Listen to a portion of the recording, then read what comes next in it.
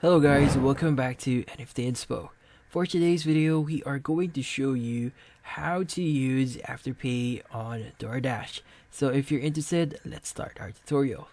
So the first thing that you want to do here is you want to go to afterpay.com and log in into your account. Now once you've logged in, the next thing that you want to do here is you want to search for DoorDash. So here we have a search brands and projects in stores here. So you just need to type in DoorDash here. So let's just type in DoorDash, and when we hit on enter, we'll see different options here. So what we're looking for is the DoorDash gift card section. So from here, just click on that and it's going to load up a new tab. Now from here, you just need to enter the amount that you want to use. For example, we want to use $30 here, and we want this to buy it for ourselves. So if you want to know more about this one, you could go ahead and expand details.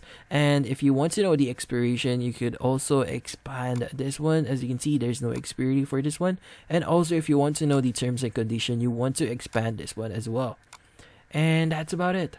So hopefully this video was able to help you. Like and subscribe to NFT Inspo. Thank you for watching.